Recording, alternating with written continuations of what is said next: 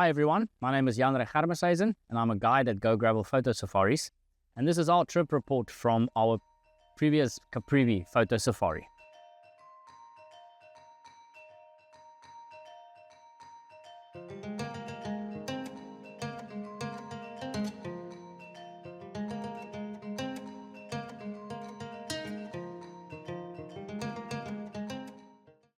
So we started off in Windhoek, where most of the clients arrived, and the next day we took a flight from Windhoek to Katima, Mulilo, which is about a 2.5 hour flight via Maun in Botswana. Where we arrived in Katima, we were transferred to the Zambezi River. We stayed another night at Zambezi River at one of the Gondwana lodges. The next morning, we took a transfer to Nambwa tented camp, which is in the Windhoek area of the Babwata National Park. And that is where our safari started.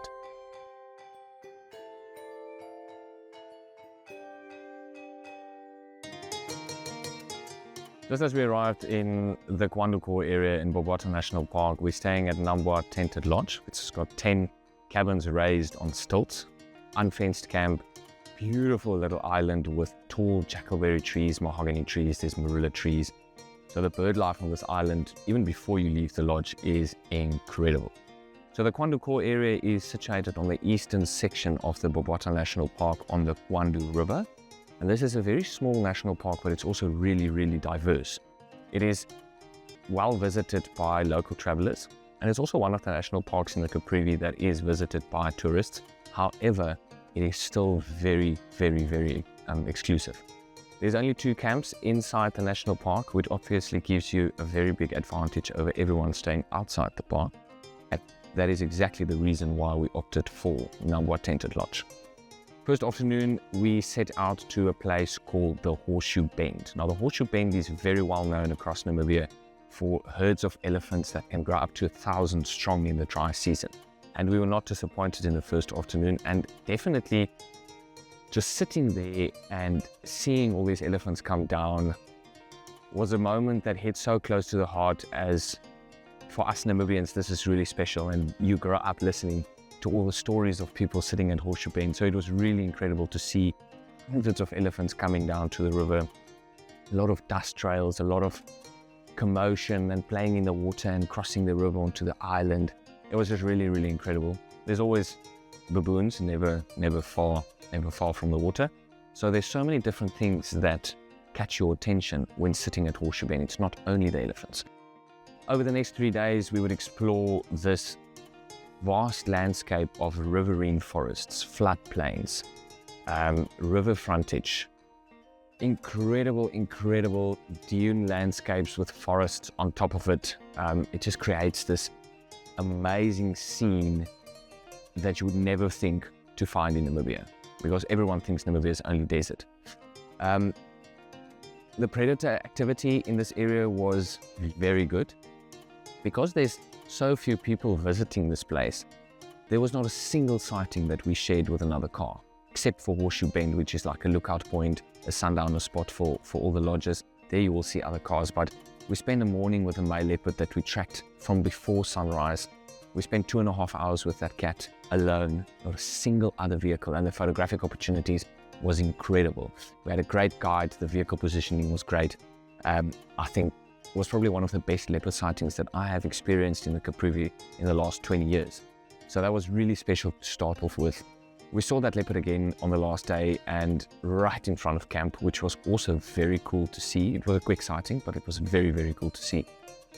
We also spent an afternoon with a pack of wild dogs, quite a strong pack of wild dogs, which was about 12 or 15 individuals. We found them just after they finished an impala carcass. So we were still there for a bit of action. They went from where the kill was made, they ran through the grass up until they get to a lagoon where they obviously went for water after they had a meal. And there was 2 very young crocodiles in the water. And there was this commotion between the wild dogs and the crocodiles. I'm not sure if they felt like they lost one member of the pack, but there was a lot of aggressive interaction between the 2 individuals from land to water, and it was very, very fascinating to see. As the light dipped down, we had really nice opportunities to photograph them in a panning shot. So low light, fast movement, so just motion blur photography was really, really, really cool. Other than that, I mean, the Windhoek area has got some amazing bird life. We spent plenty of time with bee eaters. We saw a really nice bird called a racket-tailed roller, which is a lifer for a lot of people. And it was a lifer for me on this trip. It was really, really special to just be in this reserve, so exclusive, completely alone in almost all of our sightings. So that was definitely a hit on the first day of our trip, the first leg of our safari. We took a small boat ride back to our transfer vehicle and set off to the second leg of our trip called Nkasa National Park.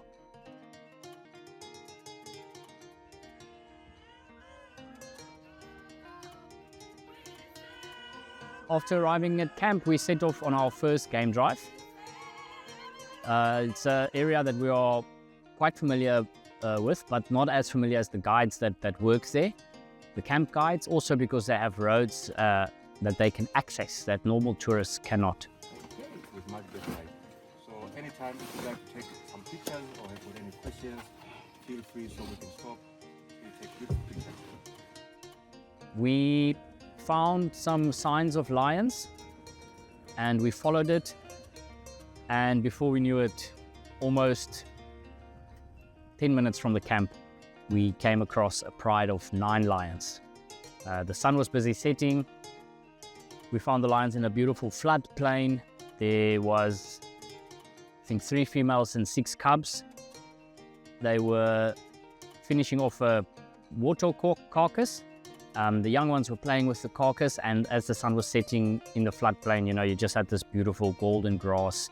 You had the females moving around, calling, and the cubs were playing. So exceptional first day at Nkasa Linyanti. We head off, had a nice sundowner, had a gin and tonic, went back to camp. Great food, great campfire, and then moved off to our cabins. The elephants moved through the camp throughout the night, and they were feeding in and around the camp, which was really exciting for a lot of the clients. And then for the next 2.5 days, with all our game drives, we explored the Nkasa National Park, trying to go as far as we needed to go to see different areas also of the river. The predator sightings were really top-notch. There is a ton of hippos, there's giraffes, there's lechwe in the beautiful floodplains, and wherever you go, you'll find incredible bird life as well. So really versatile when it comes to wildlife. We also, in the northern parts of the park, came across a huge herd of buffalo, at least 500 strong. You know, that you can see, because this park is so rarely visited, these buffalo were not really sure what to make of us. And as they were moving, there were just these massive dust clouds that trailed behind them. So really incredible. We also went onto the boat, which you can travel along the Linyanti River.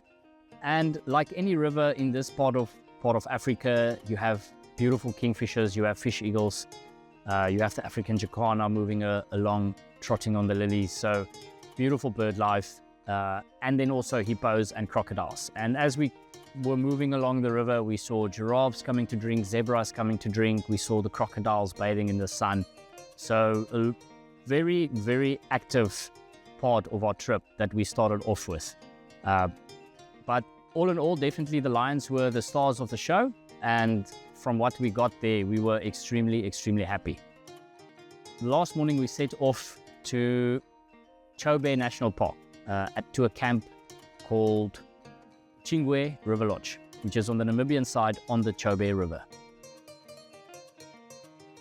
Just after our arrival at Ichingo River Lodge in the Chobe National Park of Botswana, even though we stayed on the Namibian side, we set off on our first afternoon boat cruise. And after having so many different predator interactions over the last few days, we saw leopard, we saw wild dog, we saw plenty lions. We didn't really expect to see predators on the Chobe River. I mean, we always hope for predators, but that was not the goal for the first afternoon. We went out and we're just like, let's just go see what's going on. What is the river like? Get everyone used to the gimbal seats. Just like an introduction, quick afternoon cruise. And lo and behold, we turn around the corner and there's an elephant carcass in the water with a pride of 11 lions on top of them, which was something that is so difficult to explain in words because, first of all, we didn't expect to see predators. Second of all, the photographic opportunities was so good that we didn't really know how to plan for this.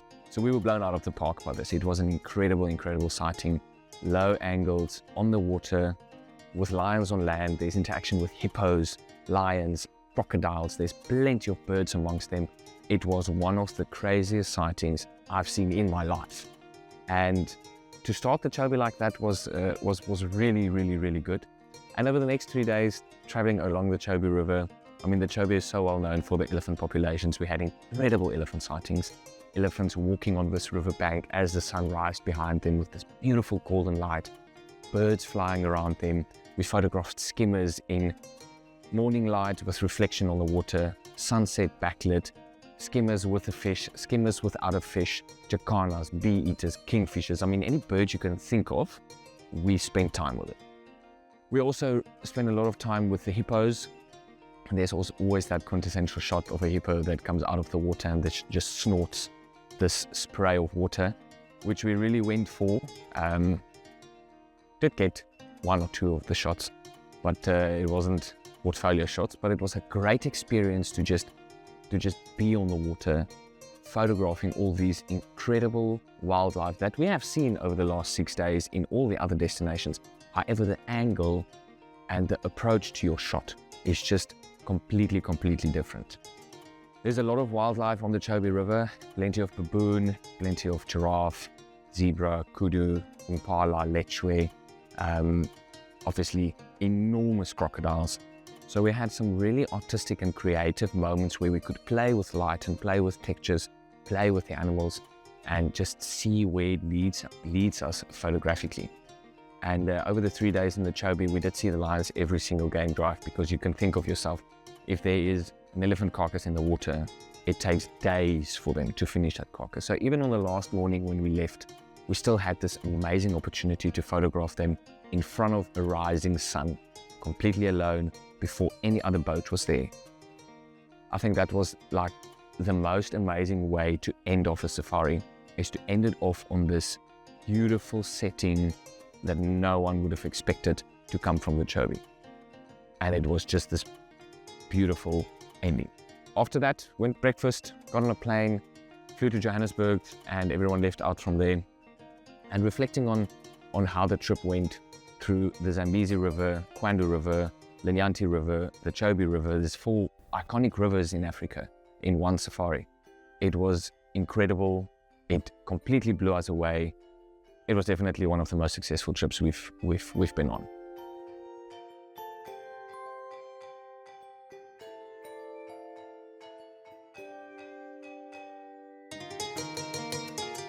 If you want to be a part of joining us on a very small and private group that visits these 4 powerful rivers going through Africa, you can send us an email, or you can have a look at our website for more details.